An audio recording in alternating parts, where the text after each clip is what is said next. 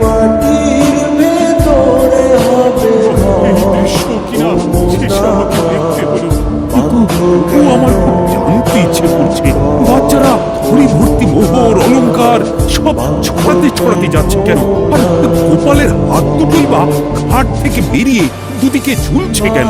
মহারাজ, আর একটা ব্যাপার কি আপনি লক্ষ্য করেছেন?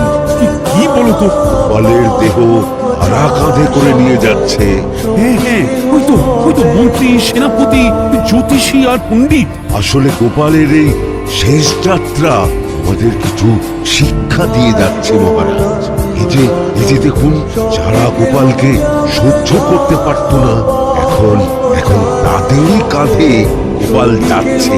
তার মানে শেষ পর্যন্ত কেউই কারোর শত্রু থাকে না, সবাই মান অভিমান ভুলে কাঁধে কাঁধ মিলিয়ে পার করে দেয়।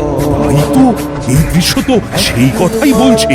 আর ওই যে মোহর আর অলংকার ছড়িয়ে যাচ্ছে, সেটাও বুঝিয়ে দেয় যে এই অর্থ, সমৃদ্ধি সবই ফেলে একসময় চলে যেতে হবে। এই ভীষণ সত্যি।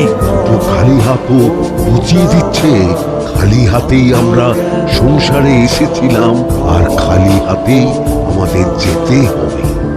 এই চলে বুঝিনি।